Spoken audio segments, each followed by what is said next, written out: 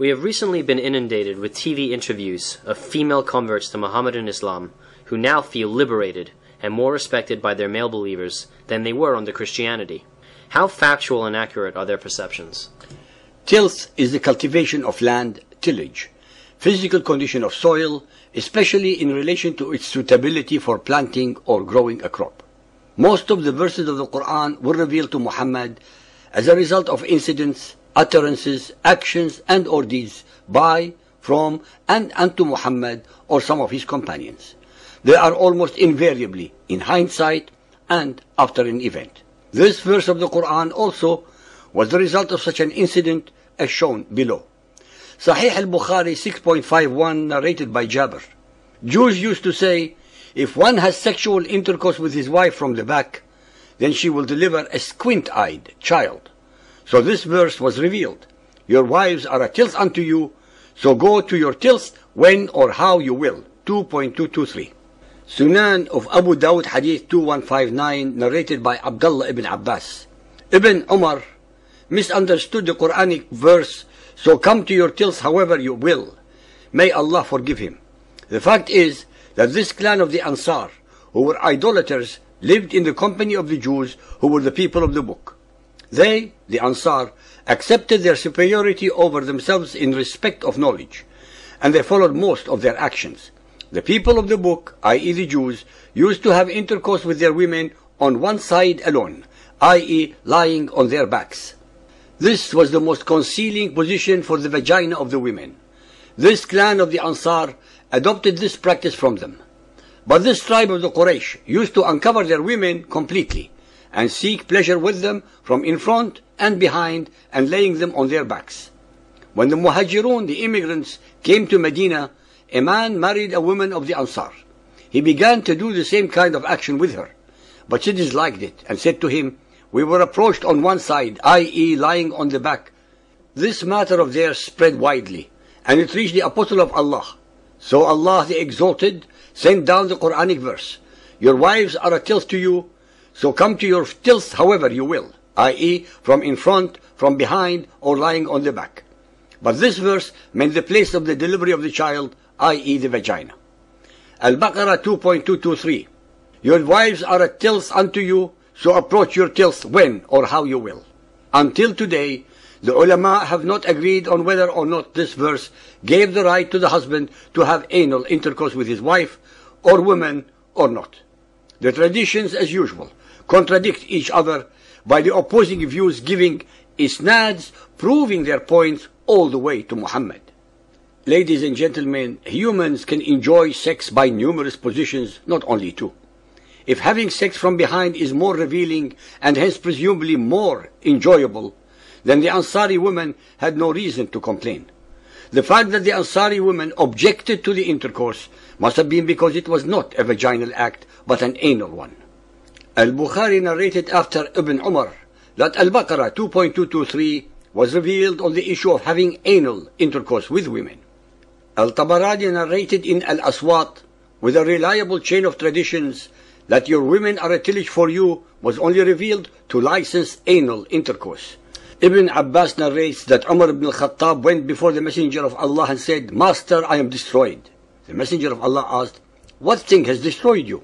Umar replied, last night I had anal sex. The Messenger of Allah did not give a reply to Umar. Then Allah sent down this revelation.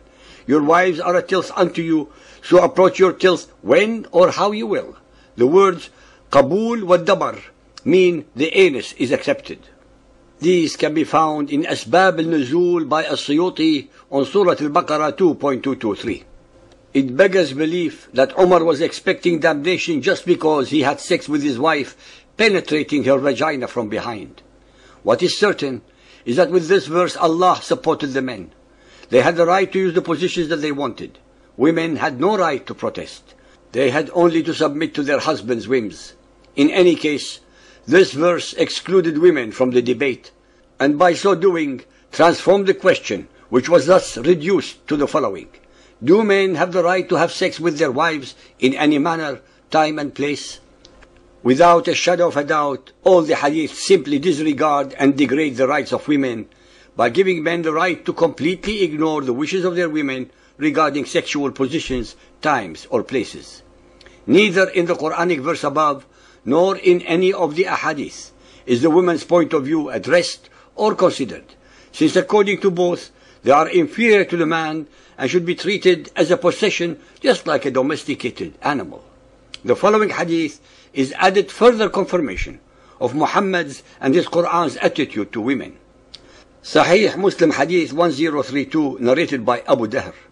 The Messenger of Allah said, "When any one of you stands for prayer, his prayer would be cut off by the passing of an ass, a woman, or a black dog." I said, "O Abu Dahr, what feature is there in a black dog which distinguishes it from the red dog and the yellow dog?"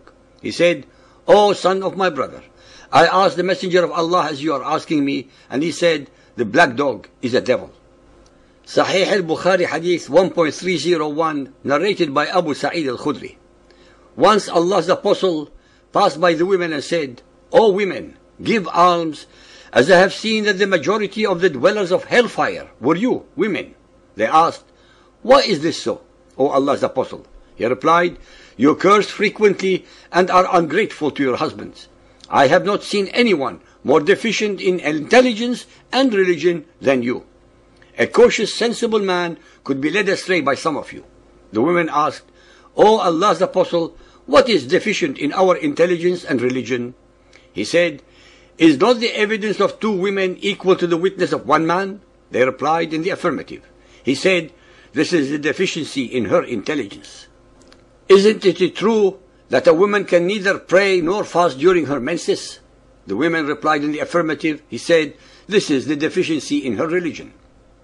If the women were more astute and less afraid of Muhammad, they would have replied to Muhammad, "The reasons that the witness of two women is equal to one man, and that we are not allowed to pray or fast during our menses, are because you told us that Allah ordained this. These were not so before Islam." Sahih al-Bukhari 1.493, narrated by Aisha. The Prophet said, "The things which annul prayer were mentioned before me, and those were a dog, a donkey, and a woman." I said, "You have compared us women to donkeys and dogs." Sahih al-Bukhari Hadith 7.30, narrated by Abdullah bin Umar. Allah's apostle said, "Bad omen is in the women, the house, and the horse." Sahih al-Bukhari 7.33, narrated by Usama bin Zayd. The Prophet said, "After me, I have not left any affliction more harmful to men than women." Al-Nisa 4.34, men are the protectors and maintainers of women. The righteous women are devout. As to those women on whose part you fear disloyalty and ill conduct, admonish them, refuse to share their beds, beat them.